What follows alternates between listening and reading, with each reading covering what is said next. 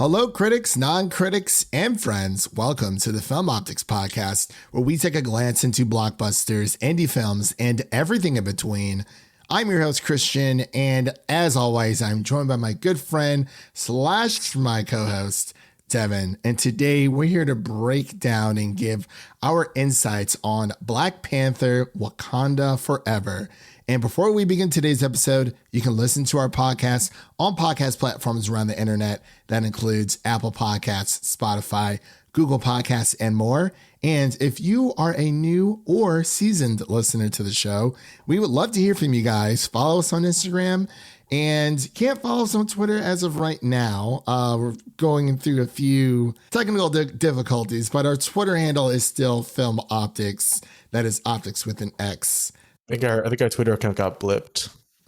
I think it did too. It's a ridiculous story. I'll get into it here in a second. Now that Mr. Musk has gotten all the Infinity Stones, he's in charge, just blipping people. I do find it odd that we started having issues with our Twitter account since. So just a little backstory. I was just going through some of the new features on Twitter since, Mr. Elon Musk has taken over the reins.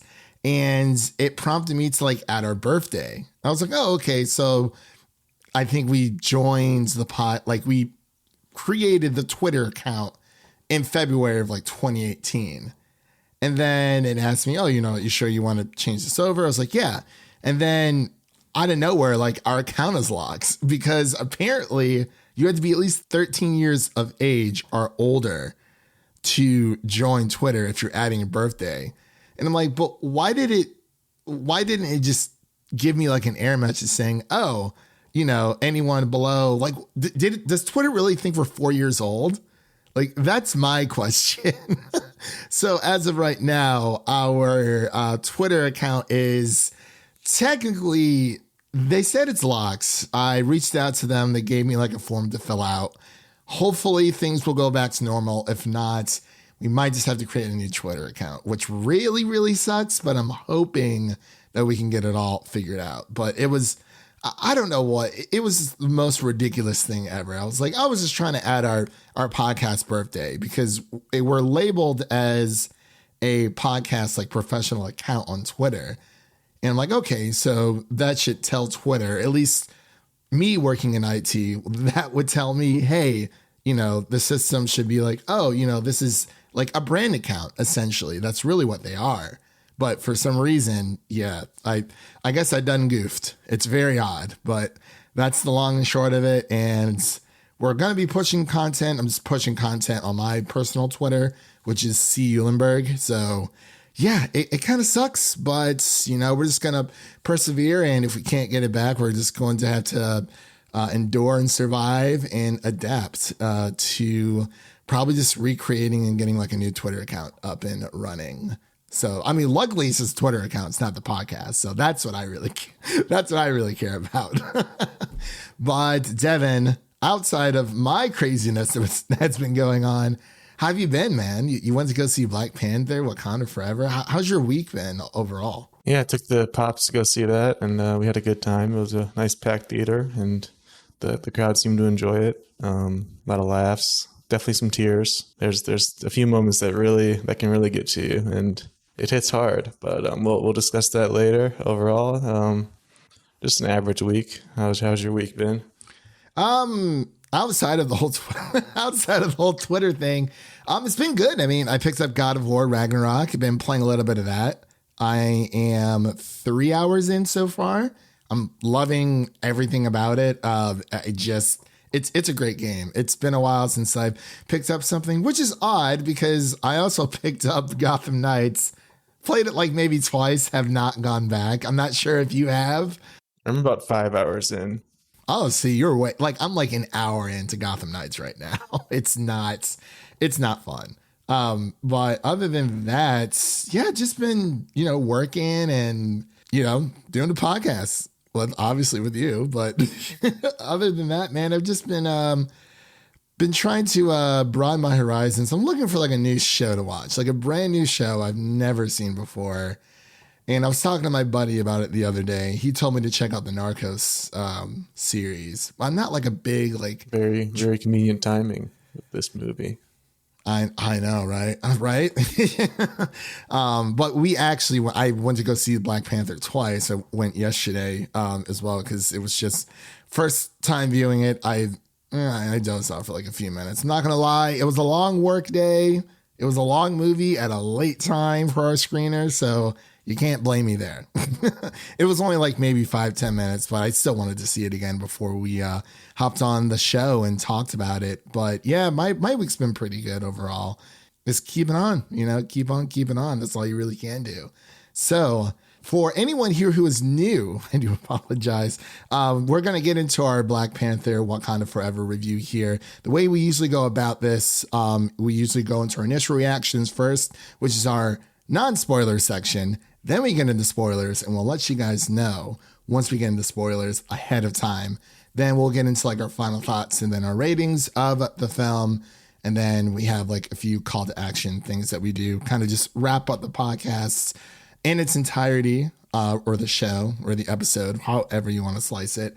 And then, yeah, we go home until next week because we're back on like a weekly schedule now. It's, oh my gosh. Well, actually, have you been watching Andor at all? I need to catch up because I've just been seeing so many rave reviews these past few episodes.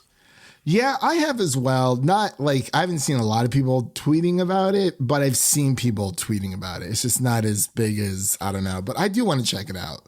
Just maybe once it's over. That's just, woo, I don't know. There's something about it. I'm like, I can wait on that one. But Devin, are you ready to take another trip back to Wakanda to talk about this film? Oh, yes. Really that She-Hulk, the clip, he was like, I love Wakanda. I actually studied abroad there. Really? Wakanda forever! Oh, that makes me uncomfortable. Wakanda forever. I was like, ooh. I aspire to not be that guy. That's the one thing I don't want to become. That is still probably one of the funniest things I've ever seen from like a Marvel property, like show or movie. Like he was just such a straight face. Like a very straight. He had one of the spears too. Yeah. Oh my gosh, that was insane.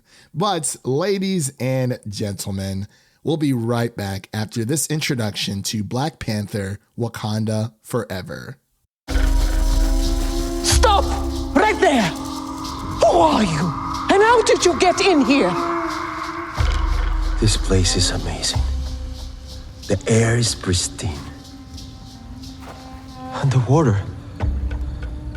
My mother told stories about a place like this.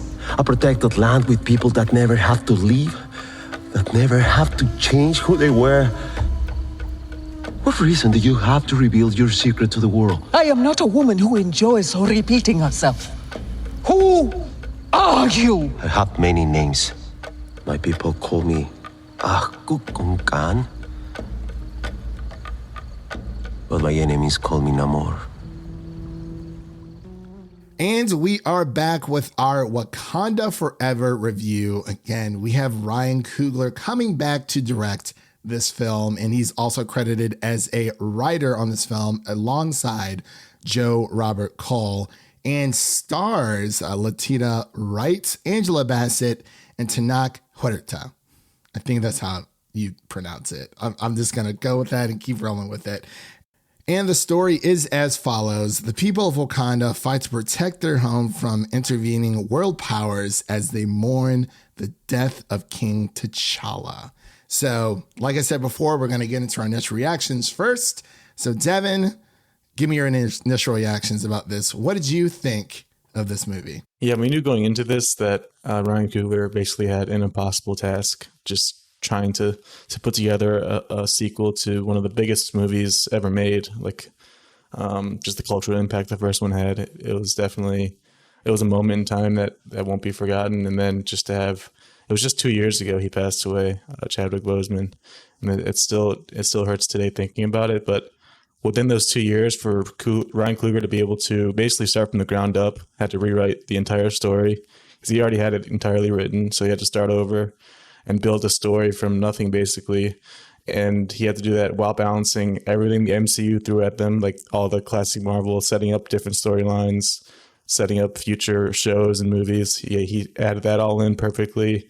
He added in different characters getting different powers and different suits. And of course, the tribute to Chadwick at the beginning and end is just, it's tear-jerking and it just feels emotionally relevant. And it's hard not to get emotional just thinking about it, but he pulled it off. It really is crazy how well he did with what he was given, because they gave him so much to do, and I think he nailed it for the most part. Of course, there's some issues throughout, but nothing that outshines the cast and the story that he concocted here. There's definitely some surprises too, which were really, really entertaining and shocking in some points, but I kind of love I love getting back into this world of Wakanda and exploring the technology and the people and the culture. And Tenoch Huerta as Namor is just, he's that guy. Like, he was just awesome as this anti-hero type of character, more so on the villainous side in this one, I would say, but thought he did a great job of bringing life to that character. Hoping to see more of him in the future. That'll be very, very entertaining. And I think Shuri, Letitia Wright, did a really good job of kind of taking over the throne and giving her best performance as far as just trying to pull off. There's some funny moments, there's dramatic moments, there's action, there's all of it, and I think she did a good job of pulling it off. Lupita Nyong'o, as always, is amazing. She's just kind of the spark plug throughout the movie. It seems like whenever there's kind of a down or a dull moment, she comes in and just picks it right back up. And Denai Guerrera as Okoye, Winston Duke and Baku, they're all just on their A game. And then obviously Angela Bassett. There's been some Oscar rumors for her in this performance that I've been hearing, so that would be pretty awesome. Yeah, Devin, I would have to agree with you there. It's so powerful, and I think that this movie is a pure definition of how art imitates life. And I think it strikes a perfect balance between addressing the cycle of grief and honoring the memory of Chadwick Boseman all together. Because, I mean, this whole movie is the grief cycle. Much similar to The Last of Us Part 2 when it comes to the grief cycle there. I noticed some similarities, especially when it comes to revenge and how it can consume people, and how that revenge can spread to your loved ones, other people, you know, in your country within this specific movie itself. And, you know, Tenoch Huerta and the rest of the game, you know, Lupita Nyong'o. And like you said, Angela Bassett killed it. And you could tell that every single person involved in this movie, whether it be an actor or a set piece designer, what have you, the writers, you know, the director, Ryan Coogler, everyone in the cast and crew, they did this for Chadwick, and it shows so well on screen. But what I really like about this movie is that it is a self-contained movie. It does feel like a worthy successor or a worthy sequel, I should say, to the first movie, because it is so self-contained. And I've had a lot of people like asking me, what other movies or shows should I watch? What do I need to prepare myself for watching Black Panther: Wakanda Forever? And I just tell them, you just need to watch the first movie. That's all you need to really do. I mean, if you want to go back to his original introduction into the MCU with Captain America: Civil War and then Infinity War, Endgame, and what have you, you can. But this is really a direct sequel to the first movie. And I think this was an excellent way to conclude Phase 4 of the Marvel Cinematic Universe. And of course, there is a mid-credit scene. But to touch on what you said, Devin, when it comes to just everyone giving their all, especially Letitia Wright, she kind of had to, I mean, not that she carried the movie on her back, but she did a lot of the heavy lifting. And this movie is about Shuri. And we find out a little bit more about her character because she is a scientist. And there's a line at the very beginning of the movie, which we'll get into when it comes to spoilers, where it shows the difference between her and the rest of her family, the rest of Wakanda, the rest of through the elders, that she is not necessarily a believer in their traditions and their religions and their rituals because she is a scientist. And we see that throughout the movie where she has a lot of logical explanations for self-comfort or, throughout the grieving period where Shuri is mad. She is angry at the world. And, she has her science, she has her logic to back her up. But I feel like that is when someone is at their most dangerous, when you have someone who's essentially I wouldn't necessarily call her maybe an agnostic-esque type. She kind of, towards the end of the movie, she starts to, kind of lean towards the more supernatural side. But she's always had the self-doubt about herself and about, about Wakanda's traditions, because we kind of even see it in the first movie where she kind of scoffs at tradition. So, but the entire movie itself, it's a runtime of 2 hours and 41 minutes. And the first time that I saw it, I absolutely loved it. But I think when I went to go see it again last night, because I watched it twice, it was a better watch for me the second time. I think Tenoch playing Namor or Namor, however you like to pronounce his name, he did a great job. And it was just this grand adventure that it felt like Spider-Man No Way Home on that level. When you have the emotional beats, and of course, like you said, Devin, the tribute factors, especially when they brought Chadwick up on screen, that was it kind of just it hits like a knife to your heart almost, or your stomach just drops.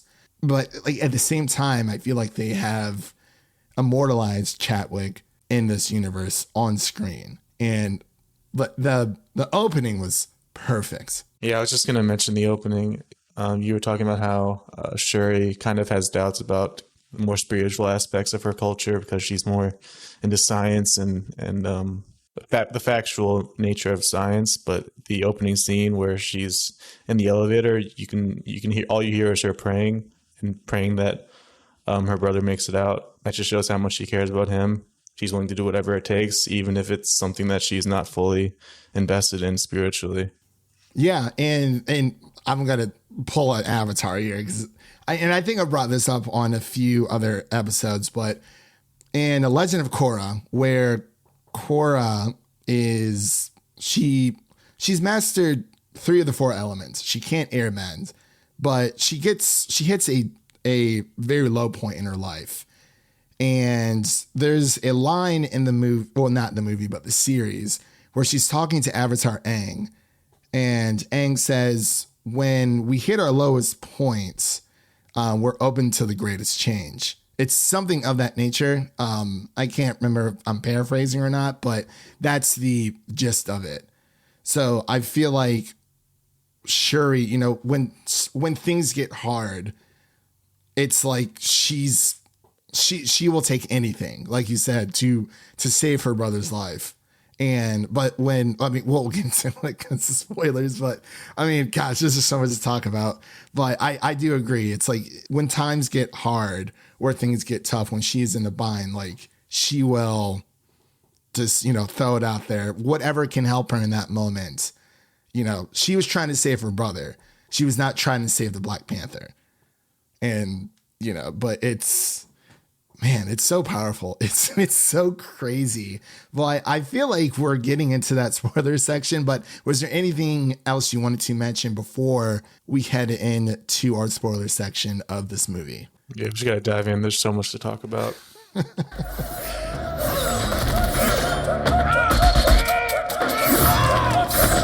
Aneka, where is your spear? Shuri gave me this to try.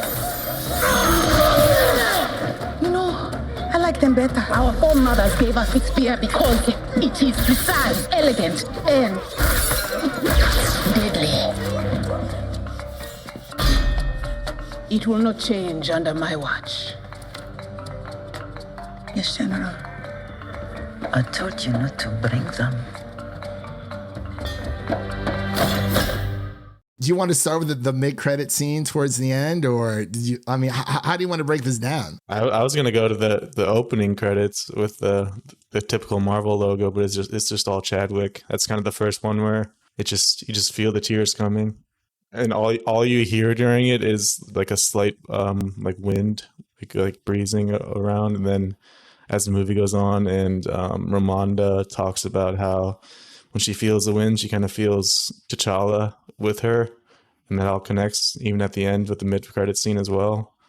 It just all hits so hard. That is, yeah, because we sit through the funeral, because the first part of the movie right before they do the opening credit with the Marvel logo, and they changed it to like the Black Panther purple as well, which I thought was, yeah, it oh my gosh. But I do agree that is something I didn't really notice at first on my first watch, but there's, the small little things, like especially when Shiri says during the very beginning, I forgot exactly what she says, but she's like, oh, like, when she's praying to like her ancestors that like, I'll never doubt your guys' existence ever again. And then the movie opens up and it's just like, it's T'Challa falling. He fell to a certain illness, which I'm assuming they say it's an unknown illness, but I've seen complaints that they didn't like go into enough detail about it, but I'm completely fine. It's just so hard to deal with. Like you do not have to go into detail about the death of the fictional character because you just have to try to deal with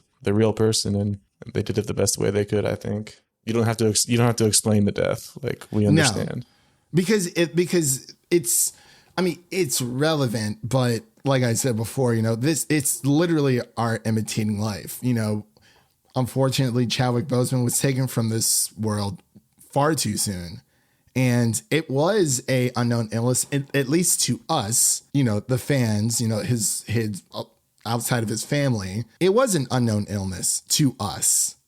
So that's the way that it should be portrayed in this movie, because it was something that just took him. And, everyone knows that cancer sucks, and it is, I think they handled it perfectly. Like you said, they don't need to go into this big expedition about how, or like, what exactly happened, because it's already happened in real life. So, and when you get into all that stuff, then it gets too murky, and it's like, they dressed it perfectly. And like you said, I think Ryan Coogler and his team, they really pulled off the impossible here. I mean, there's like a few issues that I have, but they're small altogether. No matter what you think about this movie or this story, like this is an accomplishment. Like this movie is a feat of just unbelievable talent and just overcoming the odds and obstacles. To put this together within 2 years, it's incredible to think about. Yeah, it is, because it's like, okay, you have Namor and his involvement with trying to protect his people, because there's this underwater empire that nobody knows about. And oh my gosh, we find out that vibranium also exists. It mainly exists in Wakanda, but we find out there is some elsewhere. But that opening scene when Angela Bassett walked into that like UN room, she gave them the business. And yep. I was like, this was perfect. And then of course we get our favorite colonizer coming back. But my gosh, there's so much to talk here. Yeah, that's what I was talking about earlier. They gave him just so much to do and so much to balance in this movie. It kind of feels unfair for Ryan Coogler to have to go through and add all this stuff in. But you had obviously Namor introducing him and his entire culture and underwater world. They even changed that from Atlantis to blanking on the new name they gave it. Okay, so in the comics it is Atlantis, because Namor is the Aquaman version for Marvel. He was the first one, but yes. Yeah, okay. So Namor came before Aquaman. Okay, I got you. Yeah. Okay, so it is Atlantis in the comics. I don't read comics. I'm sorry, guys. It's just Yeah, I'm blanking on what it is in the movie, but I think it might have started with a T. I can't find it, but I think it does start with a T.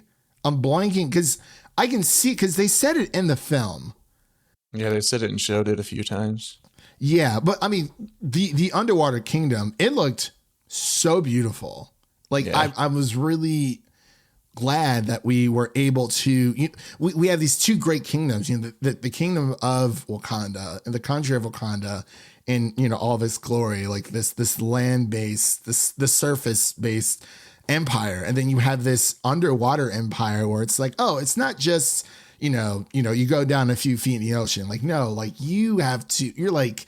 It's like in Mariana's Trench almost. And I adored them showing the underwater world and how vast the ocean actually is. Okay, I found it's Talokan. Talokan, that's what it was. And see, I was thinking that in my head, but I was like, I don't know if that's it.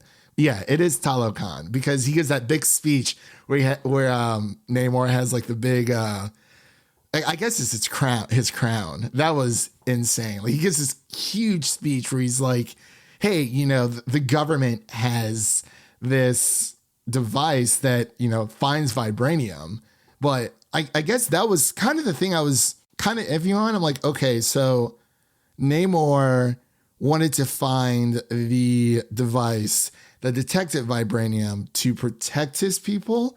But I'm still trying to figure out why he wanted to kill Ironheart or Riri Williams, who was fantastic, by the way, but they never share a scene like technically together. So I guess that's where it got a little confusing for me. What did you think? Or I'm not sure. I do agree that it was kind of strange that it never shared a scene together, really. But I think he's just protecting his people at all costs. Like he knows this person has created a device that can find vibranium, and his palace is basically built on vibranium. It's in the soil and whatnot. So just kind of protecting his people. Yeah. Okay. So he wanted to protect his people from not necessarily Wakanda because just anybody, any outside like force. But he went to Wakanda. Namor went to Wakanda to try to form an alliance because of I'm assuming because of the resources they both share. That's what I'm assuming. Yeah. Okay. And they have the similarity of just being like kind of secret societies. Right. Okay. Yeah. That is very true. So I wasn't 100% sure for a second. I was like, maybe I was missing something altogether. But yeah, Ryan Coogler had to balance introducing Namor and a whole new society, which I think it was better, kind of make it a more realistic. I mean, realistic in a way. It's kind of based on like Aztec culture instead of just Atlantean, which is obviously more fictional. I like the way they made it more culturalized in this one. But yeah, they add Namor in. You add Riri Williams as a brand new character. You add in Everett Ross and Val, their side story, which is interesting that they were married at one point, which is definitely something. You add in Nakia and her storyline, and then you add in Okoye and her Midnight Angels storyline, which is definitely a rumored future project that they have set up. And there's a new Aneka is a new Dora Milaje member they had to integrate in as well. There's just so much that they have to kind of balance here, and I think he did a good job, especially with Namor's army. Like that was huge. Like, and I loved how they showed how powerful Namor was because he calls himself and his army too. Yeah. Oh my gosh, it was. I love the presence they had. The bridge scene was amazing. I don't know what it is with Marvel, but they just nail these bridge scenes every time. Yeah, it's crazy. I mean, I was like, my gosh, like that was like the best like fights, like bridge fight scene I've seen since I believe it was Captain America 2. I think they had a bridge fight scene in that movie. It's been a while Civil War had one. Yeah, Civil War had one. It was so good. Sorry, not Civil War. Winter Soldier. Yes. Sorry. Yeah. That's what I was thinking of. But get back to my point where Namor calls himself a mutant and we see how he became a mutant, how he was born a mutant, which makes him more dangerous because historically he is the first mutant because he's been around for like 500 years. And he's had his powers, his abilities since birth. And I loved his power set. Like, you think the wings on the ankles be kind of weird, but it's just so cool how he just flies around. He's super quick too. Yeah, they call him a cuckoo gun. M'Baku was great. He said, what, just because you live in the mountains, you don't think we have books? I will find this fish man. He was so excited when he saw him. He was like, the fish man. I was like, yes. And I think this movie did a great job of utilizing slow motion, like ultra slow motion at points, because specifically for a movie like this that deals with a lot with water, you kind of have to do some slow motion scenes because water effects in real time just do not look cool. Like when they have those giant water grenades and they go off and it's all slow mo, that's the good stuff. My dude, oh my God. So the water grenades, when they were using it, I loved, they used it sparingly. It wasn't just like every single fight, but they always had them with them, but also the water masks. The design of them was so cool. And the two like kind of main sidekicks that Namor had, I believe one was Namora and one was another large man, but they were pretty intimidating, especially on that bridge when he's battling Okoye and definitely wins in that fight. Yeah, it really shows how powerful Talokan is as a nation. It's not just, it's not this them talking about how big of a threat this is. Like, you see it. Like, you see the advantages that these new characters, the Empire of Talokan has, especially when they're kind of like coming out of the water and they have like that song that they're singing. Yes, and the song is so creepy. That opening scene with the CIA agents, that was so good. Like, that could have been a whole a movie on its own, just kind of setting up. That could have been like a horror movie. Like, that's creepy. They're singing you to sleep. They're making you jump off the ship. Like, yeah, it was a very eerie, whistling noise that they were making, or the tune that they were singing. It definitely gave me chills. And then speaking of the slow motion shots, I think they used them sparingly, especially when it came to Queen Ramonda's death, which I did not expect. Which was a shocker. Nobody expected that.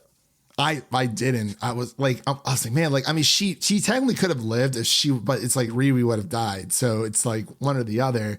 And she's given, like, everyone in Wakanda, especially Queen Rwanda, has given everything. Like she said, her entire family is gone. And you feel that so much. Like, it just breaks the fourth wall right there, in my opinion, when she is just, she's mourning. She's trying to get over, or she's trying to end her mourning period, and she wants Shuri to join her. But, Shuri just needs a little bit more time, because to her, like she said, the more I think about my brother, I'll just want to burn the world. But also with, I guess I know we're jumping around here, but when Shuri finally takes the black mantle, when Shuri finally takes the mantle of Black Panther, and she goes to the ancestral plane, she does not see her brother. That's the cameo that really got the crowd going. I thought it. I was like, okay. I'm like, oh, okay, it's probably Queen Ramonda or maybe her father, but no, it's Killmonger. Yes, and that was amazing to see Michael B. Jordan back on the screen. I didn't lose it, but I was like, wow. That scene is so cool. Their back and forth was amazing. He just goes, "What's up, little cousin?" He's just so smooth. And he calls out her father, saying that her father was a hypocrite, saying that, not necessarily like calling out T'Challa, but saying that T'Challa was too noble, but that can be looked at as a weakness to a lot of people when it comes to, these characters who always want to necessarily do the right thing, but they're on, it's it's like a I guess you can't kind of like a Gryffindor thing. You kind of want to always do the right thing, not necessarily for glory, but you want to do right, do good for goodness sake. And, okay, like what is like the black and white right way to go around with this? But yeah, his speech was great. And that like that the plane they were in, like that was like a throne room kind of, and like everything's up in flames. It just looks so cool. I mean, he was king for a bit, so I mean, he would go. I mean, his father as well. But it really puts into perspective how much alike they actually are between Shuri and Killmonger, because they both scoffed at tradition differently, but they still did it. And of course, the heart-shaped herb is gone, and we see Shuri trying to recreate like a synthetic one during the beginning, and obviously towards the maybe like midway point in the movie where she finally becomes Black Panther. I love how both Black Panther movies, like visualize technology in Wakanda. It always looks so cool whenever Shuri's like working on obviously the synthesizing the herb, or like it just looks so cool when you see it on screen. It's like very futuristic, not something that you see always in movies. Like technology we can't even comprehend. I love how that's like the point, because even in the first film, when Ross gets brought back to Wakanda after being shot, and he's like, he's like, is this vibranium? And Shuri's like, there's vibranium all around us, and his mind is so blown, and he is a part of that family in a way. It's so. I love how, we have these outsiders who are trying to assist Wakanda, especially with Riri. We get her great introduction. Yeah, I was going to say Riri also just kind of gets just blended right into the family as well. It just feels pretty natural how they added her into the fold, because at the end, she's just a member of the family. Yeah, I love her introduction. I mean, it's not as similar from like when we first see Spider-Man when Tony goes to recruit him, because he's kind of just at home. He's not in college, but of course Riri's going to MIT, Massachusetts, and she's shaking down some guy for some Venmo because she's like, hey, I know what I'm worth, and he's trying to push back, and he's like, yesterday's price is not today's price. She said, and what grade did you get? I was like, oh, shaking him down for some money, man. That was crazy. It was like, and of course, we haven't really seen Venmo really used in movies, but I liked how they kind of just throw that in there. But yeah, her introduction was great. I love her path so far. I know she is getting her own series, so I'm very excited to have her back in the fold. She was easily like one of my favorite new characters, but there was a lot of laughs too. But it was sprinkled throughout. It wasn't just like shoved down your throat altogether. There's a lot of back and forth between M'Baku and Okoye, and just, Riri saying, oh, like when the feds are after them. And she's like, where's the Black Panther? Shuri's like, the Black Panther is gone. Riri's like, oh, so you guys stop having Black Panthers after I get kidnapped. It was like, my God. No, I'm sorry. It was when they were trapped under in Talokan. That's when it was. Also, when they go back to her dorm and she goes to the bathroom and Okoye just springs out. that was one of the bigger laughs that we got. That was. Yeah, it was perfect because Okoye pops up. Shuri's like, what are you doing here? And he's like, you said 5 minutes. I gave you 6. I was like, whoa. It was so perfect. I mean, there's going to be things we're not super crazy about. So I guess we can kind of get into those. We kind of already addressed one of them, which was the whole, just a little bit of disconnect between Namor and wanting to kill Riri instead of just, but it is what it is. But I guess my other small gripe that I actually had was the final battle between Shuri as a Black Panther and Namor. I felt like it was over a little bit too quick, but maybe that was because of the runtime. We're like, okay, we kind of have to wrap this up. But when they were out on the water, that was great. But it was just once they hit like the desert beach, when it was just Shuri and Namor, I agree. I agree. The final battle is just kind of jumbled because there's just so much happening. There's a sky fight. There's a ship fight. There's like water fight, and then there's like desert fight. It's just literally all levels of land you can have. There's a fight, and it's just there's a lot going on. Kind of just the classic superhero movie ending where you just have to have a big final battle. It doesn't always work out the best, but I think this one definitely worked out better than the first one's ending, because that one was just kind of really rushed CGI. This one didn't have issues like that one did. So I think it's definitely an improvement in that area. But yeah, there's just a lot going on. It's kind of just hard to... Yeah, it's hard to like comprehend because, especially, you've only seen it once. So it's like going into the theater once and watching it, it is a lot of information thrown at you, but there's a lot of great moments as well. But yes, the final fight, really, it was like, at that point, it was like the third time that, they kind of all crossed swords all together, which is something I liked. It was kind of, one fight leading to the next, and then, accidentally killing one of the Telocanians. I wouldn't really know how to something like that. I was like, oh, Telocanians. Yeah. I was like, oh man, it's another small complaint I have, but it's a nitpick. It doesn't matter at all. But I think the Midnight Angels suit design is a bit goofy, and even Okoye was like, "What is this? What are you trying to make me wear?" Like I didn't know. I'm looking at it now. I had to look up actually what it looks like in the comics, but it is actually pretty accurate as to what it looks like. I would not have minded if they changed it up a bit more. It just looks kind of odd. It looks too much like it looks too much like it belongs in a comic book. Yeah, it reminds me of the actually kind of funny, going back to the Aquaman comparison. It reminds me of the Black Mantis, his weird mask thing. It just is not a good look. It just looks weird and out of place.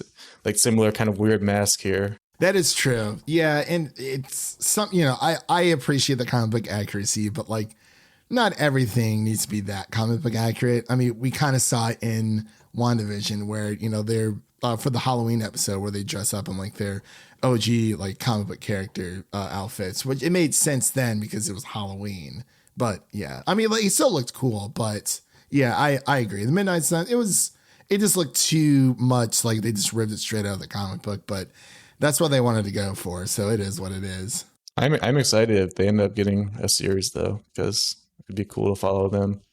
Yeah. And for, what'd you think of Riri's new suit? Or I guess it's one of her suits. But... I guess it's kind of like a Mach 1 Iron Man suit. Like, it's going to look a little rough at first. Like, it's going to be rough around the edges until she like gets everything figured out and nailed down. But definitely a good start. Yeah, I love it. They were like, oh crap, she has an Iron Man suit. I was like, whoo, she was ready to go, boy. Yeah, she had one in the garage too. They were like, that thing drives? Yeah, or that thing rides? Or it flies. It flies. Hey, but she had the oxygen problem, but she did not have the freezing problem like Tony Stark did. But she said there's like a Reddit like dedicated to all that stuff, or some kind of online community or YouTube channels. That's what it was. But it's just such a crazy wild ride. And then one other issue I did have is kind of just a theme that we've been seeing with Marvel shows and movies lately, where prison escapes are just way too easy. I guess technically it wasn't a prison this time. It was the underwater Talocan like layer, but they were kidnapped, so they were kind of imprisoned. But Nakia just kind of swims right on in, and then they swim right on out. Like, the Talocans do not put up much of a fight. No. It was such a good job at the beginning when Namor first introduces himself to Ramonda and Shuri, where he goes, I have as many soldiers in my army as you have blades of grass here in Wakanda. Like, that was such a great, like, intimidating introduction. But then you see how easily they kind of just sneak out. It's like, where's this army guy? Come on. You don't have any guards anywhere? You're just letting them go through? He doesn't need any. He's a mutant. He does not need any. Apparently.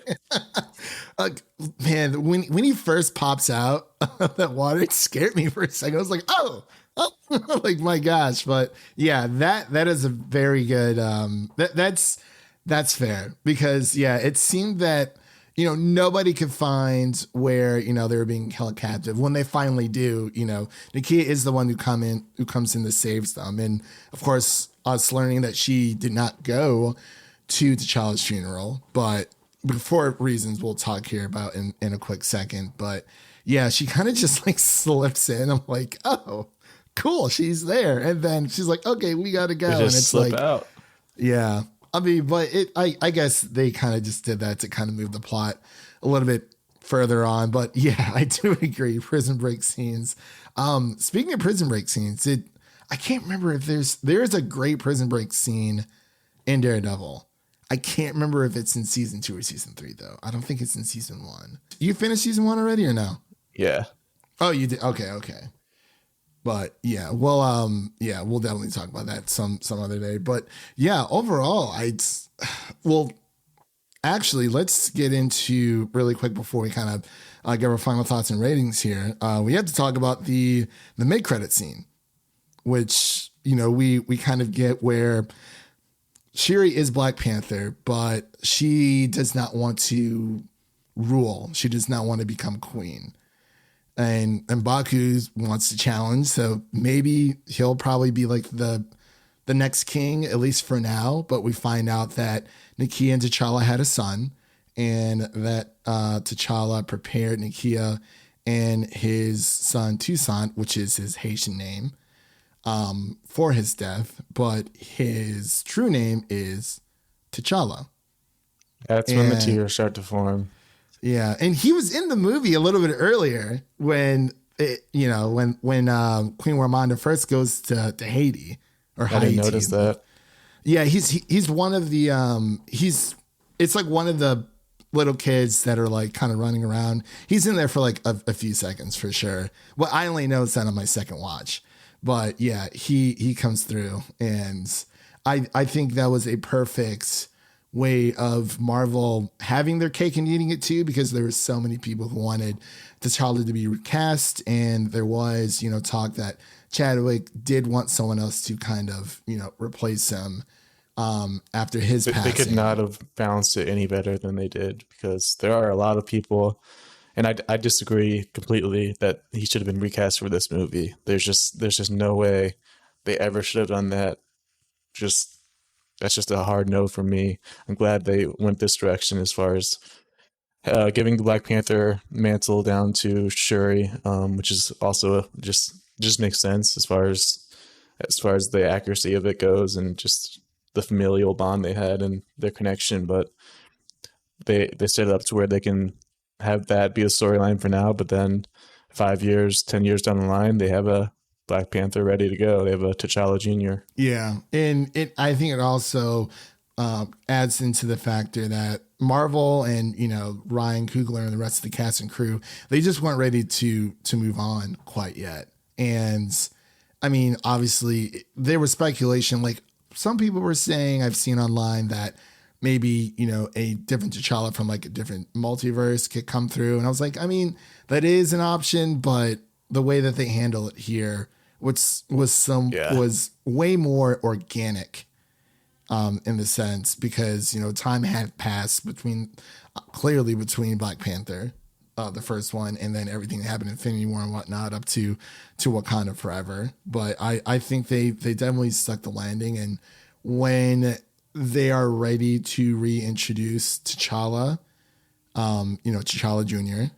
Back into the fold, whether he eventually comes back and takes, the throne to Wakanda for whatever Black Panther 3 might hold. I know that Ryan Coogler and Kevin Feige have already began talking about it, because, I mean, these days it's honestly, sometimes it's kind of hard to keep up with Marvel. Like they're just pumping out stuff left and right. I mean, during like my second viewing, they showed the Quantumanium trailer. So it's like, this movie's out and they're already on to the next, it's crazy. But did you have any other final thoughts before we get into or did you have any more spoiler thoughts that we can get into before we get into our final thoughts and our ratings? Yeah, I really do love just the final few scenes, how they tied everything up, all the loose ends, because there are certain points throughout the movie where I was sitting there like, I have a few questions, but it seemed to do a good job of just answering those questions as the movie wrapped up. Like throughout, I was wondering, okay, where's this army? Like I mentioned before, where's this army that Namor mentioned of Talokan people that he has? And then the final battle, you start to see, okay, there's a lot of them pulling up on this ship. So the answer to that. And then towards the end, I was kind of thinking, it's been a while since they kind of mentioned T'Challa or Chadwick. It's been a while since they've talked about him. But then that final tribute at the end, that was perfectly done and answered that question for me. And also the question I had was, I thought it was kind of interesting how easily they kind of had a truce, the Wakandans and Namor, Shuri and Namor with their battle.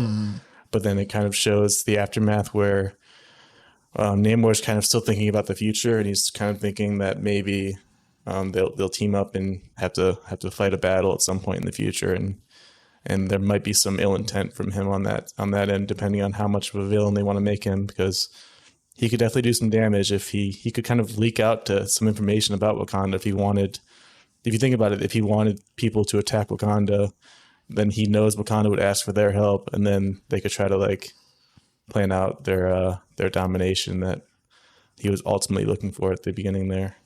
Yeah. It's him playing it smart and Shuri showing him mercy at the end, where she easily could have, just ended his life, right? Which is also a callback to when T'Challa showed mercy to Zemo in Civil War. Yes. It's been so long since I've seen Civil War, for sure. Really cool. What did you think of Shuri's Black Panther suit? It was looking clean. Yeah, I thought it was pretty cool. It has like the kind of diamonds on the face that kind of differentiate him or her from the original one. It looks sleeker, obviously, but it's got a cool look. Yeah, I like it's the like the mixture between the silver and the gold all together. Yeah. Between, like obviously she is, T'Challa's sister, but she shares a lot of maybe not the same values, but she thinks like Killmonger. They're more alike than we may have, realized. But yeah, just such a great movie, man. I mean, I'll probably go see it again once I'm home for the holidays with the family, because I know they want to go see it. Actually, I think they're seeing it this weekend as well. I think my mom's seeing it on Sunday, but definitely just a great story overall. Like, it just felt so contained. There's actual stakes too, like obviously Queen Ramonda stakes. That's pretty huge. That was hard to watch, man. It was in the way that like Nakia said, like she's passed, and then Shuri just breaks down all over again. And then when M'Baku said, the world's taken too much from you for you to be even considered a child anymore, which was a great line. And also it kind of calls back to WandaVision, where, Wanda is mourning for like her loss of vision, and the line of, what is love, or what is grief if not love persevering? And you see that here, like all throughout the movie, this like, I mean, it's a very female centric movie as well. They have to step up, and, they had lost their protector, but that does not mean Wakanda is weak. Yeah, like how you mentioned, it's like art imitating life, because it really is. Like, you can see when Shuri's kind of going through the grief and emotional of all of it, she kind of has to take different parts of her lost loved ones and make them a part of her as the new person that she's becoming. Like, you take different parts of T'Challa, obviously. You take different parts of your cousin Killmonger. You take different parts of Queen Ramonda, and you try to keep them inside you and keep them a part of you, while also becoming your own person. Yeah, and it kind of goes back to even where, after Queen Ramonda passed away, where Shuri says, the last person like that truly knew me is gone. But like you said, yeah, it takes a village to like, raise a child, and she definitely has her own ideals, but she develops her own style, where it's, you know, she takes bits and parts from people in her life and she becomes the person that she is.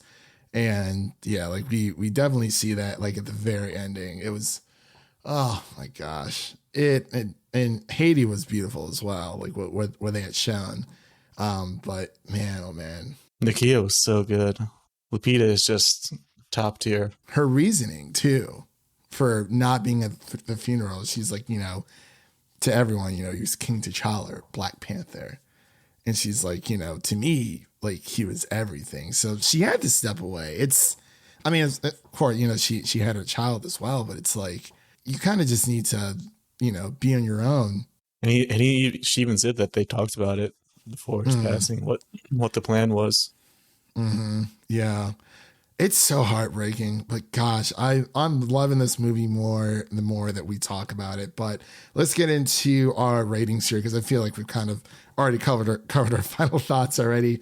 But Devin, what would you rate Black Panther: Wakanda Forever? Yeah, it's definitely a movie where the more that we sit here and talk about it, the higher the score seems to go, just because there's just so much to love, and you can just see how much everyone poured into this movie, especially the beginning and ending. It just hits so hard.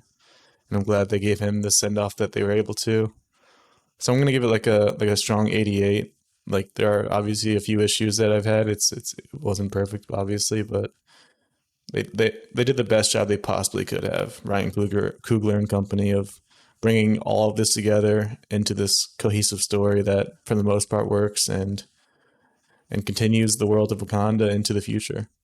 Yeah, I'm right there with you. I'll probably bump it up just like a solid 90 out of 100 for me. Like, you know, it feels like we both had like the same small little issues with the film, but you know, it's a long run time too, but I feel like once you've watched it on a second time, you feel a lot better about it. And, you know, you catch small things that you didn't notice on your first watch. But yeah, just a job well done by everyone, cast and crew, because they really pulled off the impossible. Like they made a wonderful sequel to one of like the best Marvel movies ever, and kept the heart and soul of what made the first movie so special, with or without Chadwick Boseman, you know, being there. But you know, it's a heartfelt tribute altogether, and just a job well done.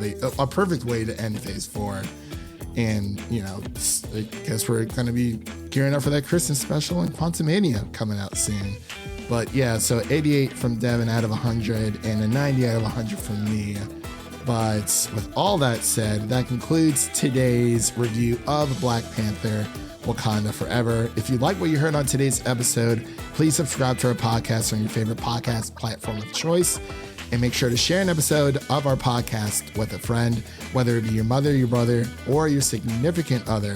Make sure to share an episode of the Film Optix podcast with a movie lover in need. And with all that said, that is a wrap for today. Thank you all for listening. And if you enjoy the show, leave us a 5-star rating and review on Apple Podcasts and Spotify. And follow us on Twitter and Instagram to stay in the know. That was Devin. My name is Christian, and we'll see you guys in the next one. Peace.